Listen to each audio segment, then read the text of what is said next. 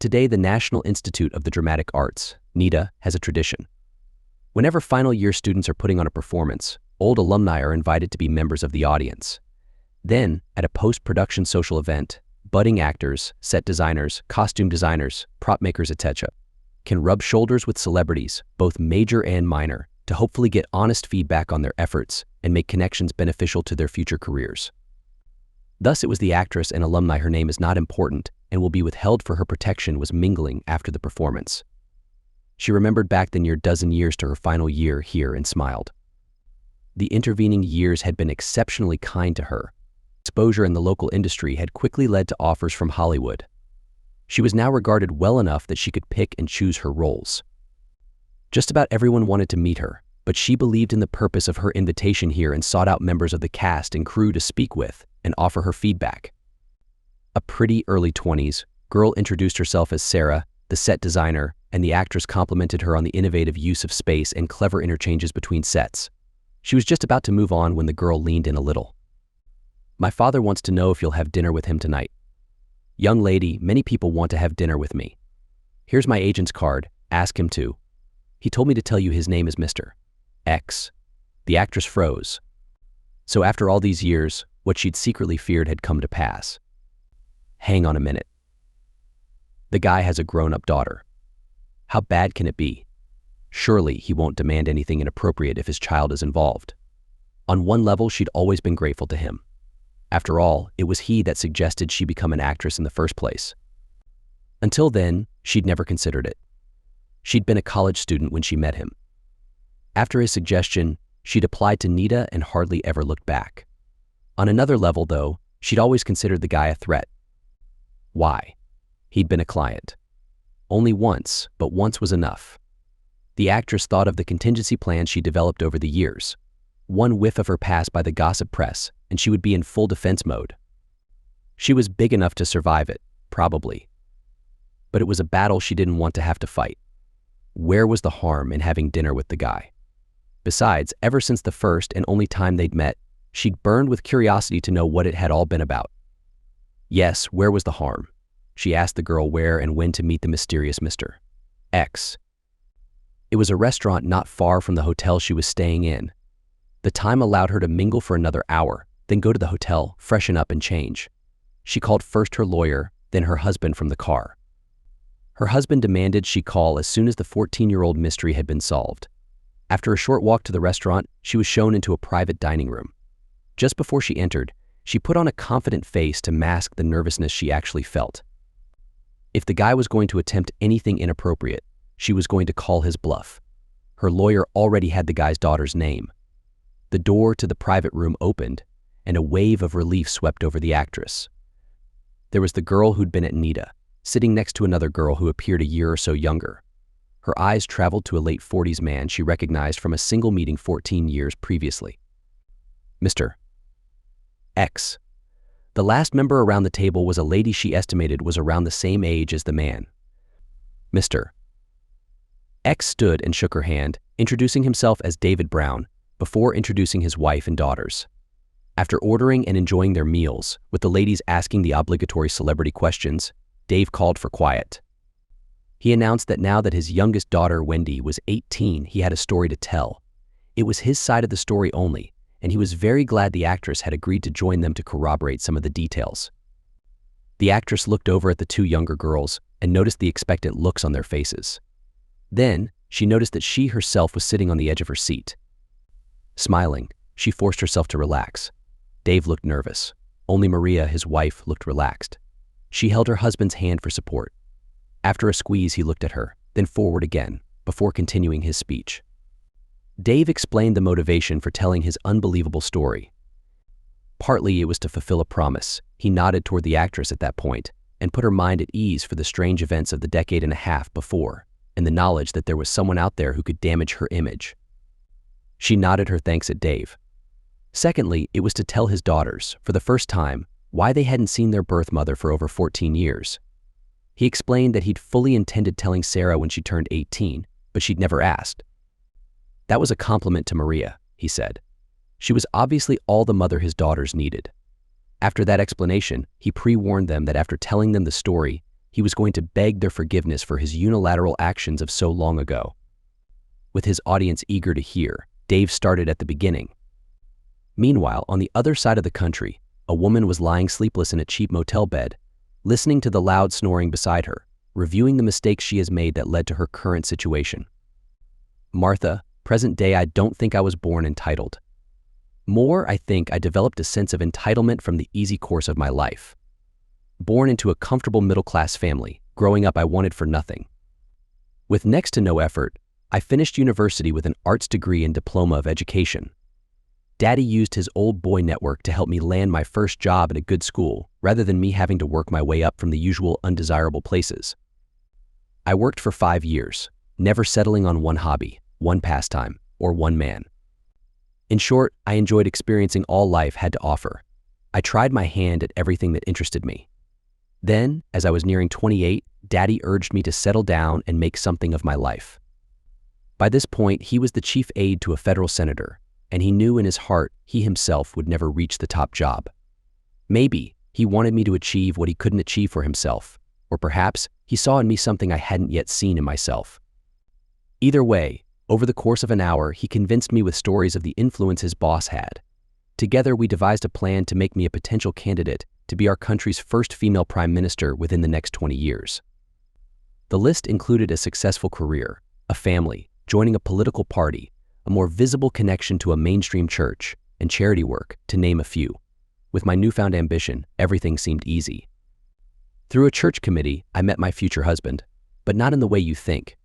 I was attending a meeting in a side room of the church when I went into the apse to ask a workman redoing some of the antique woodwork to keep the noise down.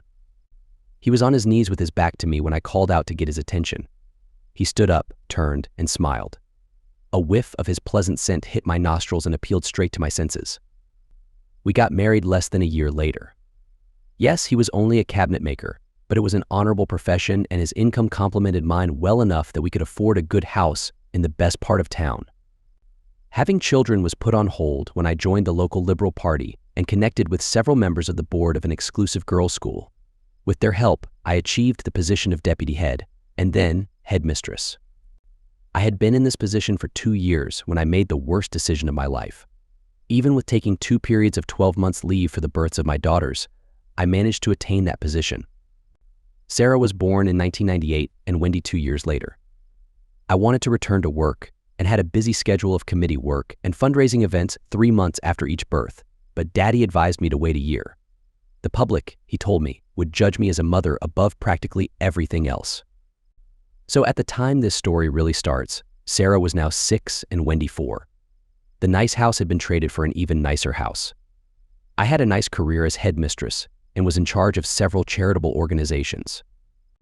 I swear the local church wouldn't run without me, but best of all, I was the top choice to represent our party in the next state election, 2 years from now. Life was wonderfully busy, if a little tiring at times. 3 or 4 committee meetings each week, fundraisers, entertaining visiting church dignitaries, you name it. Through all of that, I was expected to look good and keep a smile ready for any cameras. I couldn't have done it all without Dave, though. Being self-employed, he could start work as early as he liked so that he was home in time to pick the girls up from school and daycare. He then looked after them while I was away in the evenings.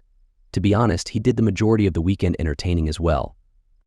I was usually busy elsewhere or resting before starting it all again on Monday. As a New Year's resolution, the year my marriage ended, I vowed to devote more time to Dave and the girls, but after being absent for much of their lives, well, I felt a bit like an outsider.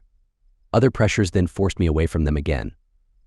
On top of all my other duties, I also had to keep up my professional teaching accreditation. That meant attending 2 conferences a year, the last of which that particular year I forgot to tell Dave about until the last minute. How was I to know he had arranged for a babysitter for the entire weekend, planning a special weekend together? He was disappointed, to say the least, when I told him I had different plans, but I knew he'd get over it. He always did.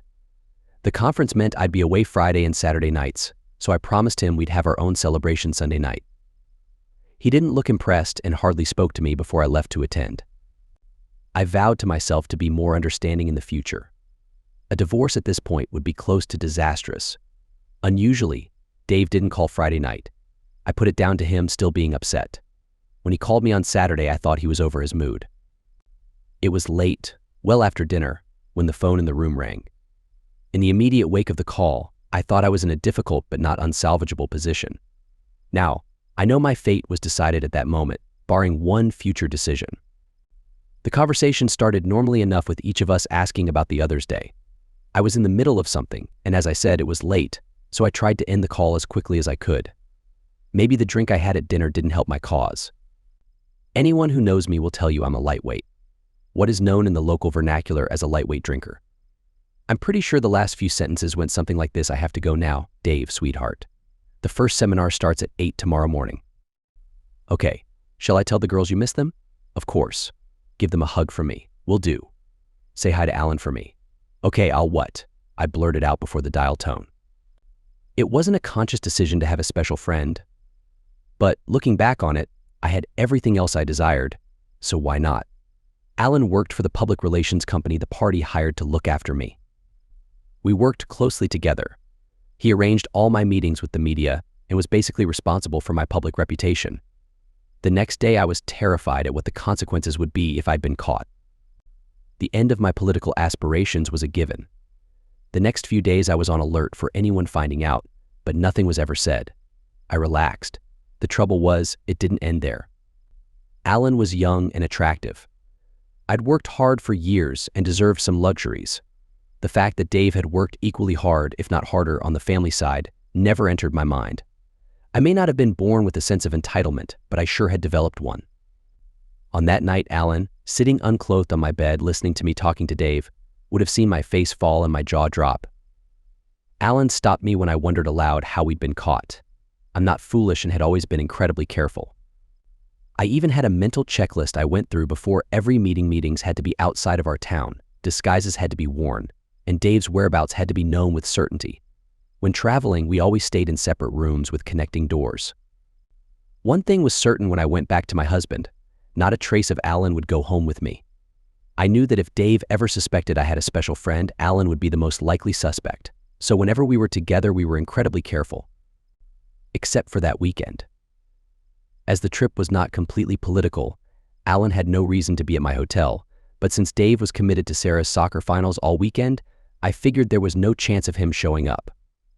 That's why Dave's casual words and my accidental admission, whether because of the drink or the fact Alan kept me awake the night before, shook me to the core.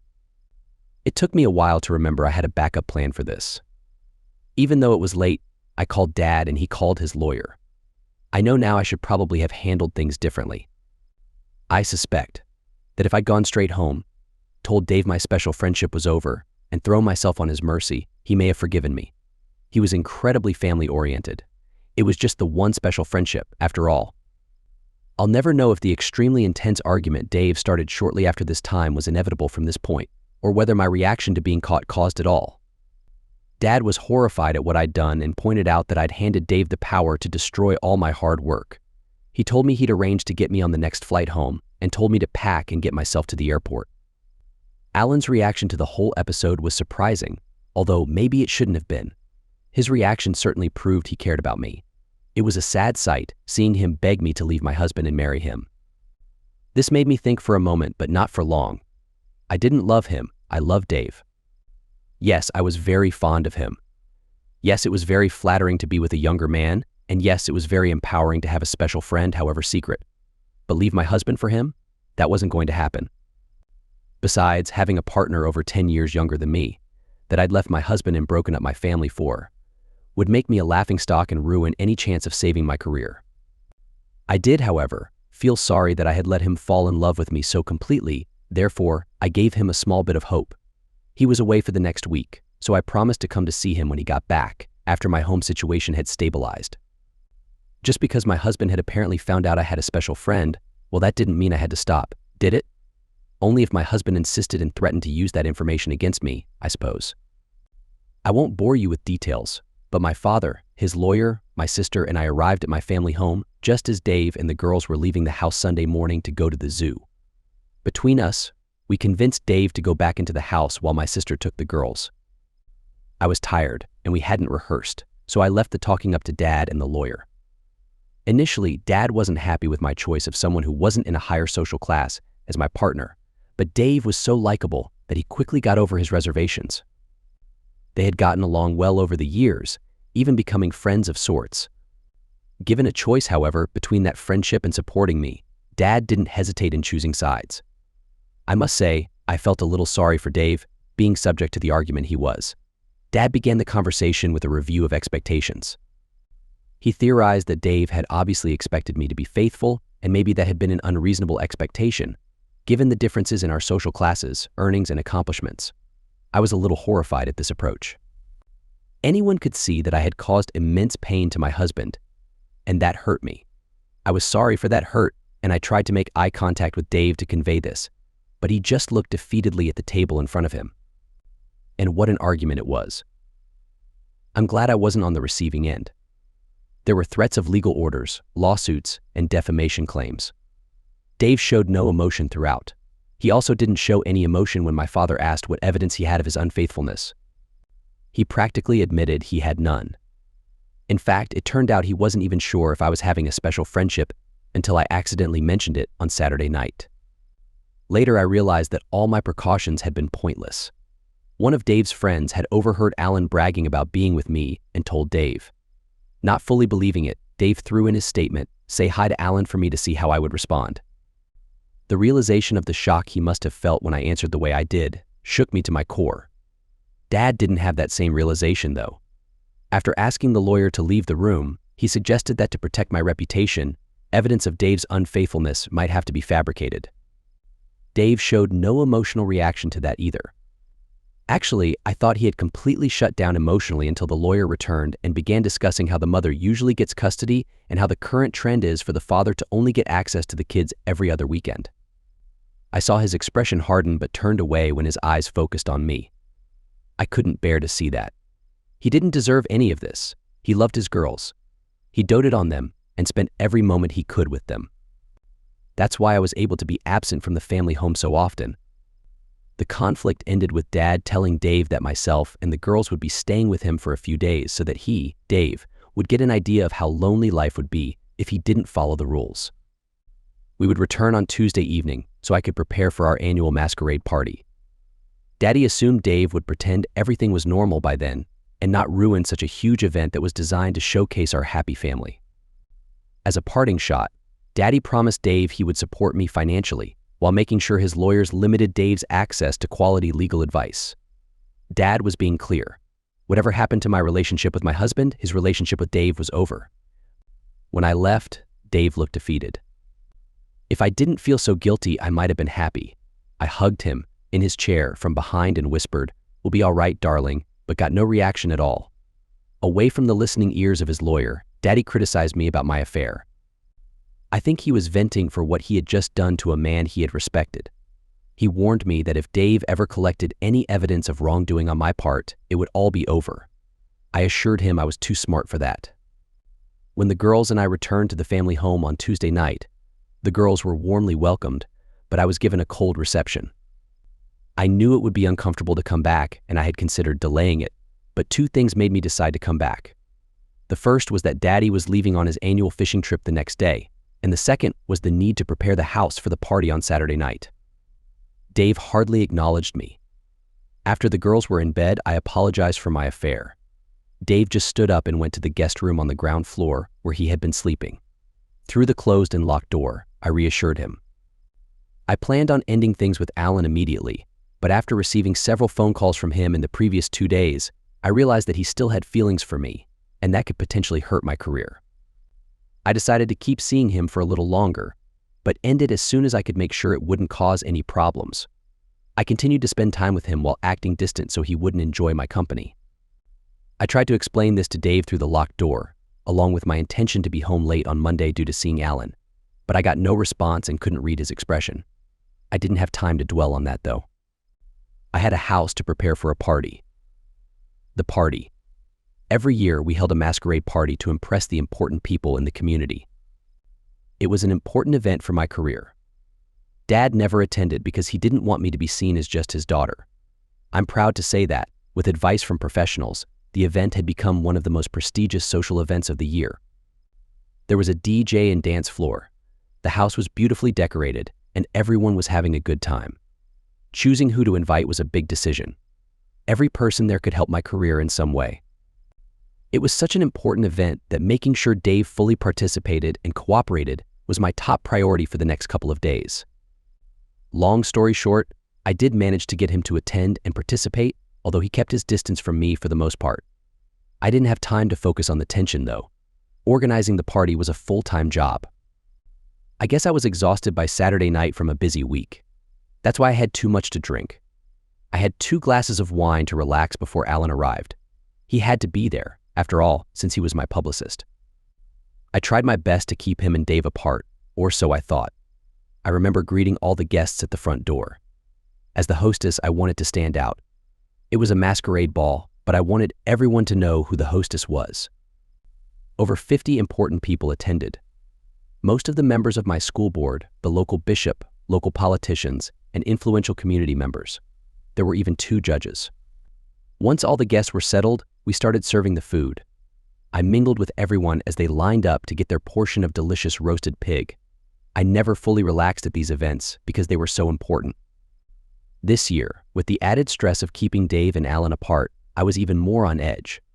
What finally eased the tension was Dave offering me a glass of punch about 2.5 hours into the party. He quietly mentioned that he had added a dash of vodka to help me relax. I took it as a peace offering and accepted it, although I was already feeling tipsy. I was grateful for Dave's gesture and drank it quickly. After that, things become a little hazy, and my next memory is waking up in bed the next day with a terrible hangover. Once my head stopped pounding, I found Dave and asked if I had embarrassed myself at the party. He assured me that I mingled with the guests until about an hour before the party ended, and then I fell asleep in our bed. Everyone was too busy having fun to notice my absence. To hear that I hadn't done anything out of character put my mind at ease. I looked for my phone to apologize to some people and see if they missed me at church. I couldn't find it anywhere, and we had gotten rid of our landline, so I stayed in bed for the rest of the day and rested. Since I slept so much, I woke up bright and early the next day feeling refreshed. I desperately needed coffee, so I headed to the kitchen. Dave was already there, sitting at the table. He didn't move when I entered. Below is what I remember of our conversation. He hasn't spoken to me directly since then. "Why are you up so early?" I asked. He looked at me with disbelief. "Since I found out that the woman I loved and thought loved me was betraying me, I haven't been able to sleep." Looking back, I probably should have responded in a more understanding way to his statement, but I snapped instead. I think it was a result of feeling guilty and frustrated from not remembering the party and wasting a day in bed. Weren't you the one always saying that if you can't do anything about a problem, don't worry about it?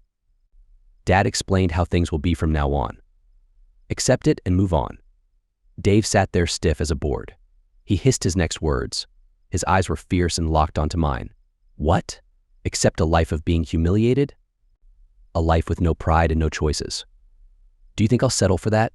Your dad may live by the motto, if you have someone by the balls, their hearts and minds will follow, but I am not built that way. With that, he stormed out for his morning run. I sat there thinking about what he said. Had I missed something? Did he have any choice but to comply? I didn't think so. I shrugged it off and started searching for my phone. I eventually found it, but the battery was dead. So I put it on the charger. I made Sarah's school lunch as a peace offering to Dave, then got ready for work. The kids were awake before he came back, so we didn't have a chance to talk again. I left. If I had known what was going to happen that day and the days to come, I would have at least hugged Dave's kids. Dave, if the end result wasn't the destruction of my marriage and a major change in my kids' lives, that Monday would have been very satisfying. You've heard what your mom did to me, and it's important that you understand what I did next and why. There was no doubt in my mind that I was the most important influence in your lives, and with the decision to end the marriage, I believed that you would be better off with me.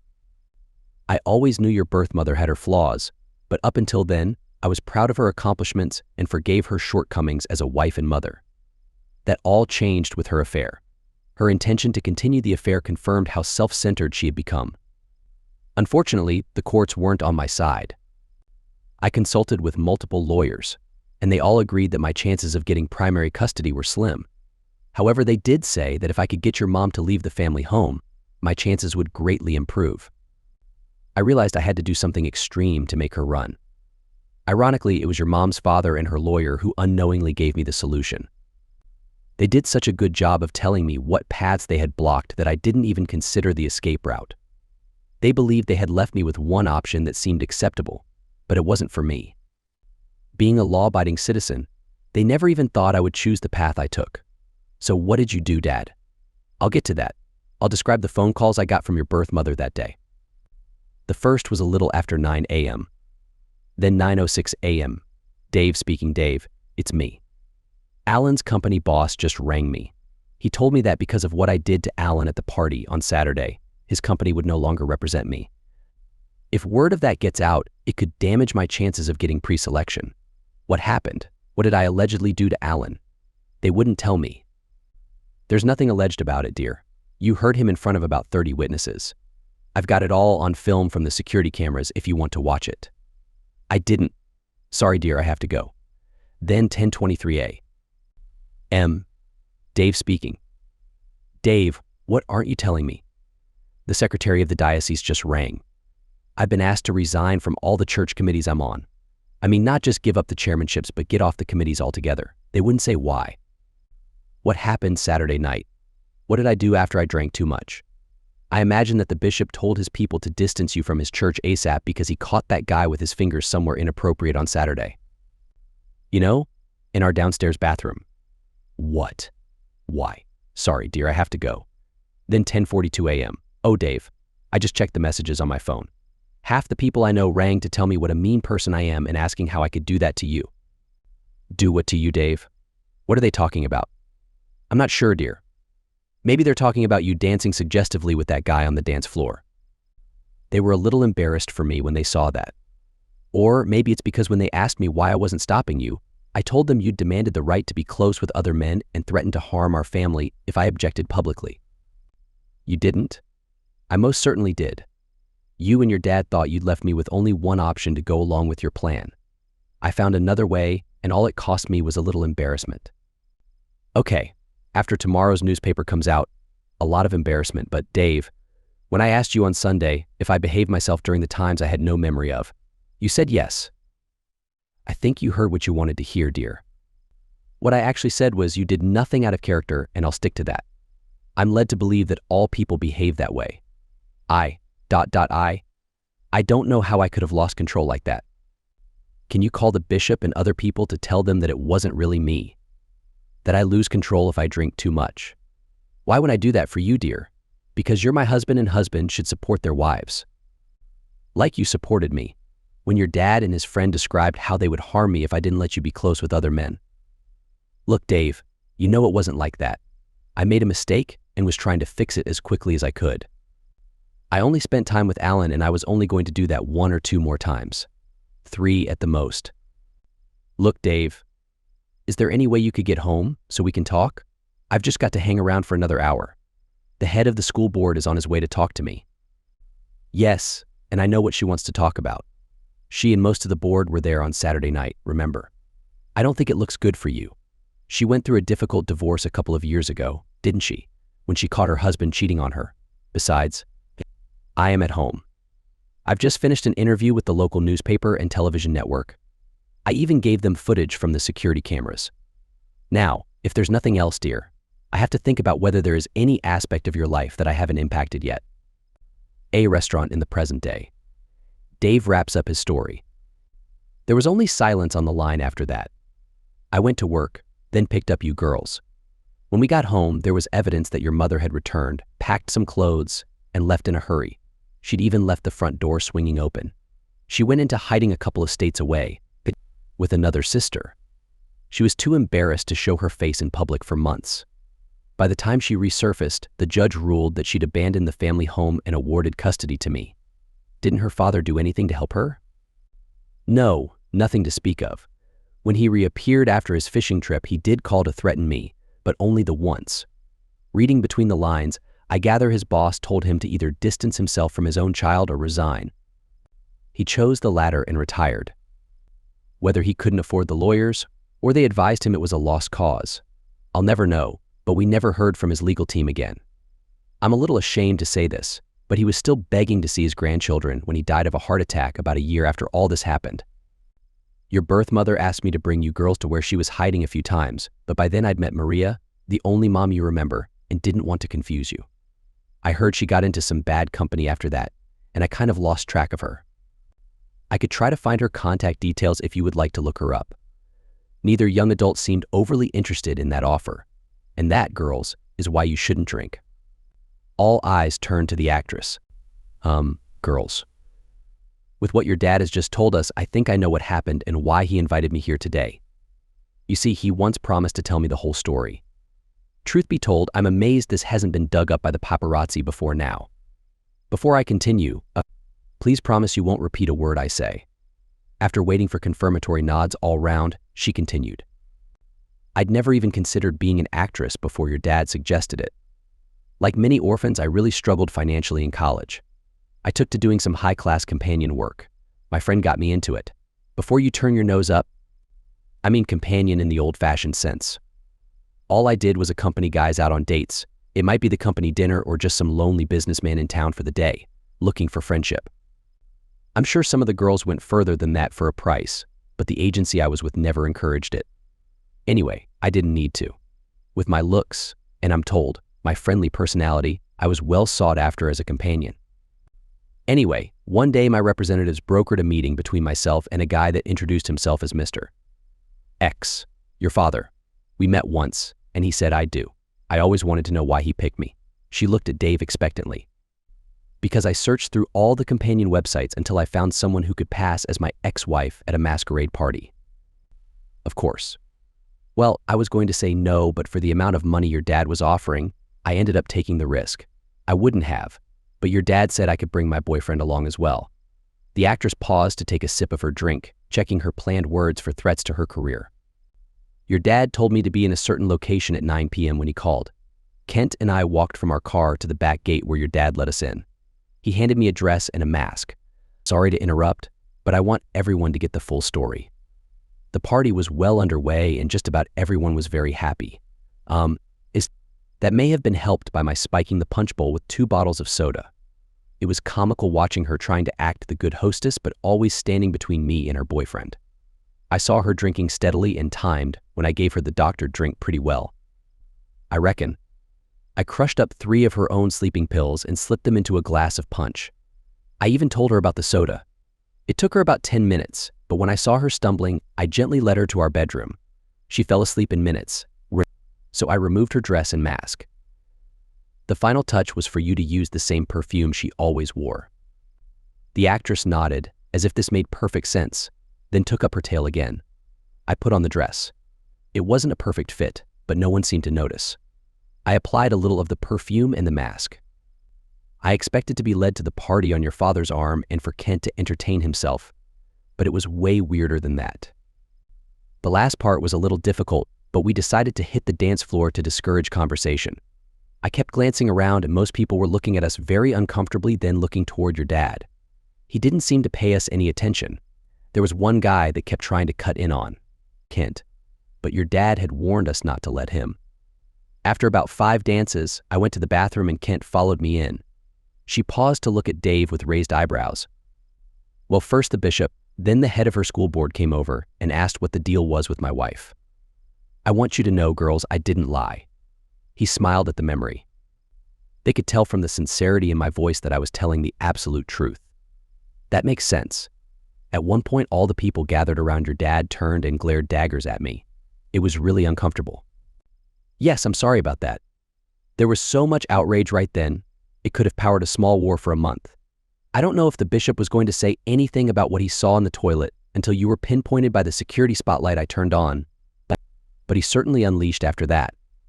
No one could believe that my prissy, upwardly mobile wife could behave like that. I think every wife and even a few of the husbands hugged me in the next few minutes. That all came to an end when the next cabaret on the dance floor happened. Do you have to tell them about that?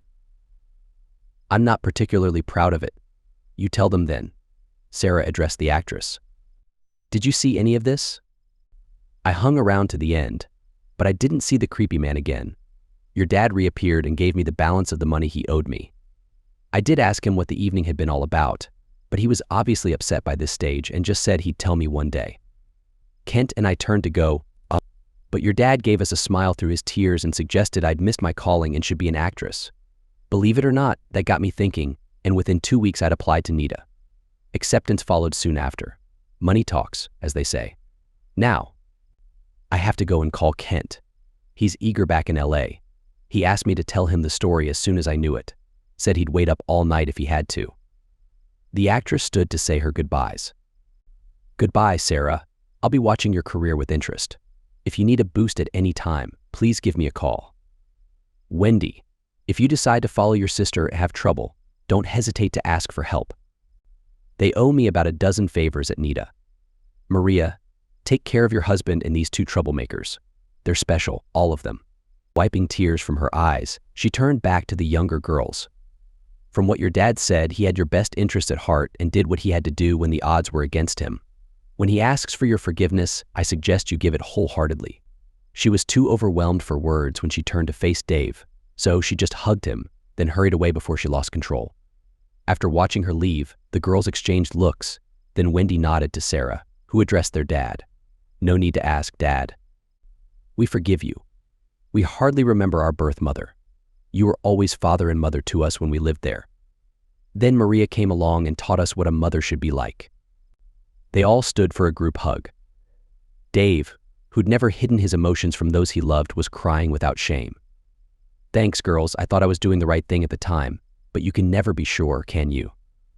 I don't know why I doubted myself. Just look at you both. Beautiful, self-confident, healthy, and wise. I must have done something right. Now everyone was crying. All three women telling Dave he'd been an exemplary dad. The waiter coughed behind them. He was holding a large creme caramel dessert. Dave looked at Maria, who returned his look, shaking her head, silently denying she'd ordered it. After placing it on the table, the waiter handed Dave a note. It read simply, a hard shell, but a soft, sweet center. Dave passed it to Maria, who laughed her sweet laugh. Looks like she didn't fall for your tough guy act either. Epilogue: 3 time zones away, Martha was still lying awake, trying desperately not to wake up the overweight slob beside her. When her small portion from the divorce ran out, she decided to search for a teaching job in her new state. Without any references, it was a challenge. After completing a 3-month training course, she was eligible to work but could only find positions in small schools in remote towns. They provided enough money to cover her expenses, but she longed to return to a bustling city. Since public schools weren't an option, she resorted to desperate measures to find a position in a private school. The person lying next to her was the head of the board of an exclusive girls' school. If she managed not to wake him, there was a chance he wouldn't have another encounter with her before he had to leave. Just the thought made Martha feel sick. Sticking to her plan was difficult at times. Her plan was to find a job she could be proud of, so she could finally reunite with her daughters and become an active part of their lives. After nearly 15 years, she had come to realize what truly mattered. She turned carefully onto her side, her tears silently wetting the pillow. The end.